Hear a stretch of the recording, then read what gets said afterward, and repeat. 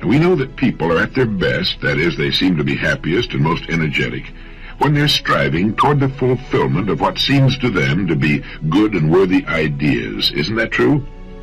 People move mountains and dance and sing far into the night when they're swept up by a great idea.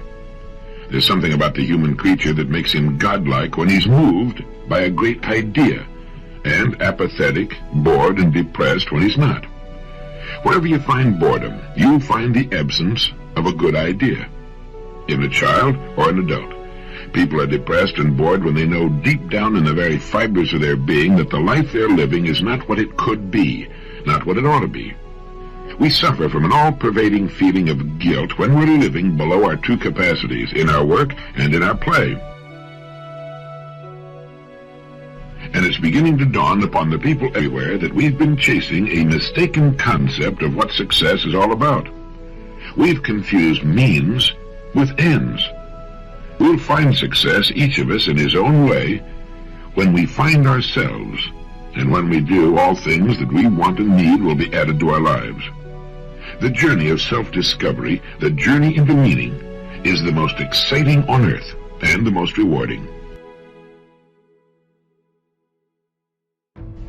When we're gripped by a good idea, a succession of good ideas really, because one leads to another, we're at our best, our happiest. We may not know that we're happy, but we are, and our lives are characterized by a feeling of worth, of purpose. Ideas bring the fresh, clean air of renewal into our lives, into our home lives, into our business lives. The real fun of life is in continually bridging the gap which lies between where we are and where we want to be, and from what we are to what we wish to become. There are three main departments of living with which we should concern ourselves and in which we should succeed. They are, number one, our family lives. Number two, the way we spend our days, on the job and off. And number three, our income. The purpose of this program is to help us find more meaning, more real success in each of these vital departments. First, just a word about listening. You know, when we listen, and especially to information that involves us personally, our minds only pay attention to what we're hearing until something we hear triggers an idea in our minds. Now, at that instant, our minds tune out and concentrate on the new thought. It's like lifting the tone arm on a record player. We no longer hear anything, but the record keeps turning. Now, when you hear something in direct line that sparks an idea, you tune me out for whatever time you devote to the idea. You'll do this repeatedly. The next time you listen, you'll tune out at different times. Because of the way we listen, and because our attention will dart from what we're hearing to what we're thinking about, it's necessary to hear a spoken message several times just to hear it for the first time. And even weeks, months, or years later, it will spark new ideas. So if it's convenient, stop the player whenever you want to think about something you hear. Perhaps you want to make a note of what you've heard, or think about it for some time. Then, when you're ready to resume, start the player again, and so on. And finally, the spoken word carries so much more interest and flavor, so much more meaning, and an emotional impact impossible with the printed word. Well, let's begin with this great thought.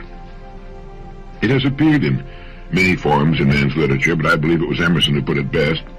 Nature magically suits the man to his fortunes by making these the fruit of his character. We might experience some difficulty in finding out what we're really like by trying to look inward, but we have only to look about us at our fortunes, for they are the fruit of our character. The late Dr. Maslow, former president of the American Psychological Association, said you judge a person the same way you judge an apple tree, by his fruit, by what he produces. Do you go along with that? It's hard not to, isn't it? Well, what is character? My Random House on a Bridge said character is the aggregate of features and traits that form the apparent individual nature of some person or thing. My Oxford English Dictionary gives as its first definition a distinctive mark, impressed, engraved, or otherwise formed, a brand, a stamp. Any person who has had the chance to live as an adult for any appreciable length of time begins to collect about him what we can call his fortunes. They represent a merciless mirror of him as a person. They reflect his nature and constitute, in total, a distinctive mark, a brand, a stamp.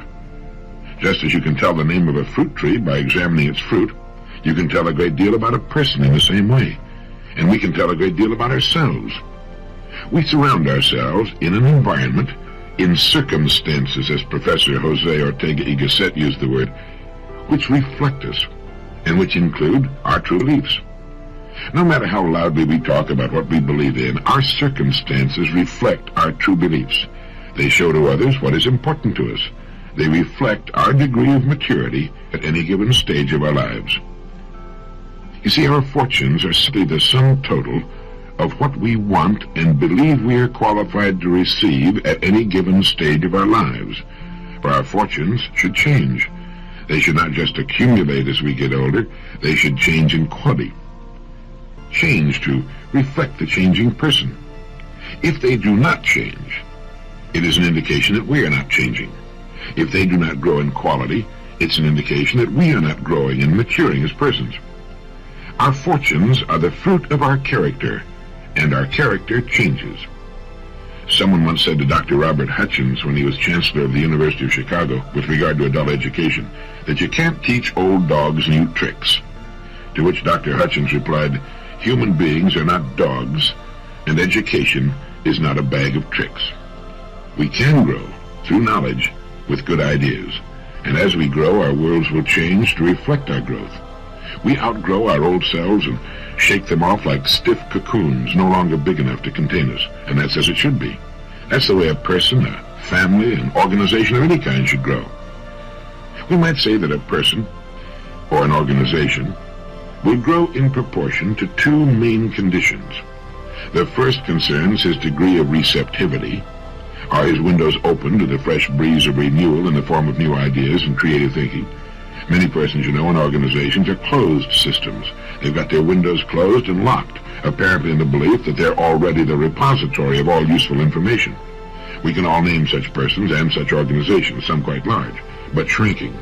The one thing that always typifies a closed system is that it ultimately begins to shrink, and it will eventually die if it stays closed long enough. Any person or persons making up the management of any sort of organization who feel no need for new ideas, or who do not challenge their own beliefs from time to time, are on the road down toward stagnation and decay. And the second condition governing a person's or organization's growth will be determined by the source or sources of ideas. Now, if our ideas come to us only from those by whom we're habitually surrounded, those who live much as we do, we'll tend to do little more than reiterate and fortify the ideas we already live by. That's also true in an organizational sense. A person can be said to be an organization, indeed a highly complex organization. Like any other sort of organization, the overall success will be determined by the quality of management. Just as the success of any business or other organization depends for its success or failure upon its management, so does the success or failure of a person depend upon the way he manages himself. We're all units of production. We produce things and words and attitudes which reflect our management, and the quality of our product, our total product, will be determined by the quality of our own self-management. Now, we can determine the quality of our overall product by simply assessing what we're being paid for it. It's true for a person, or for a business firm, or any sort of organization. And we might say the quality of our management will be determined by the quality of our ideas. The main ideas of our lives are the main roads on which we travel. So where do we get most of our ideas? When you ask about the extent of a person's education, you must ask, who were his teachers? We need to ask ourselves the same question. We can change, we can grow, and as we change and grow, our fortunes will reflect that change and growth. That our character is the architect of our fortunes is an interesting idea, isn't it? It's so interesting that it could bring about a significant change in our way of living. It could modify or completely change our goals in life. It gives us a way of assessing the quality and the importance of the product we're producing in each of our important divisions. Let's say a company has 3 divisions. 2 are doing well, 1 is losing money. Now, the one that's losing money, provided it's been losing money for some time, would seem to indicate that it has poor management, or else it produces a product or service without sufficient demand on the part of those it would serve. Now, the same can be said to be true of the different departments of our lives. Quite often a person will be great in one department and poor in another. Great on the job at making a living perhaps, but poor at home, or great at home and poor on the job. And I think we can safely say that every relatively normal person wants to succeed in each of the three main departments of living: in his family life, in the way he spends his days, that is, the work he's chosen, and the way he chooses to spend his free time.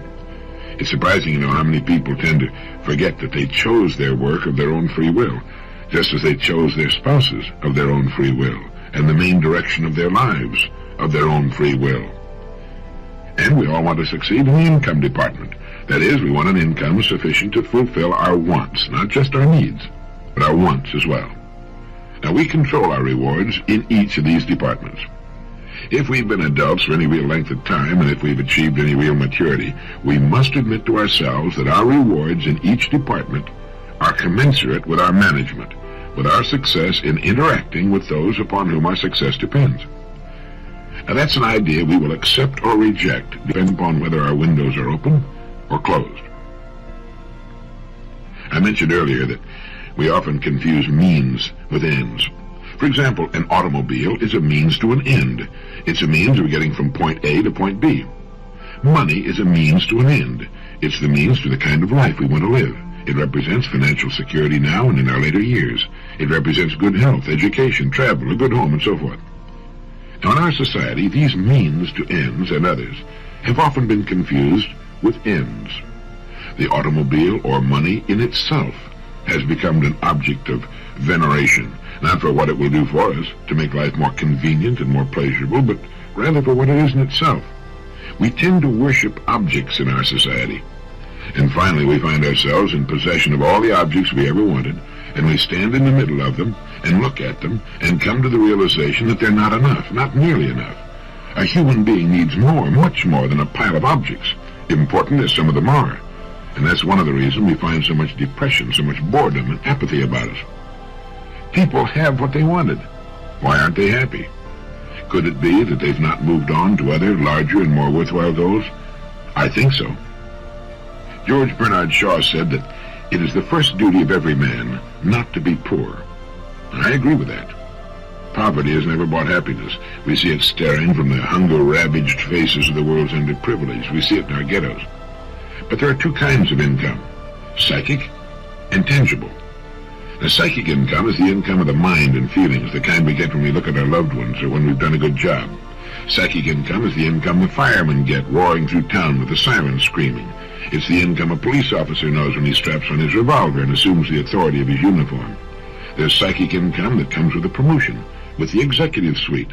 It's excitement and satisfaction, and it's perhaps the most important income we receive from our life's work. We can make a living, we can get rich doing many things, but psychic riches come from being in the kind of work we like, doing the things we want to do. Konrad Lorenz, in his excellent book, On Aggression, tells us that the drive to fulfill oneself, to realize if possible the potential of one's unique endowment, is coded in our genetic instructions.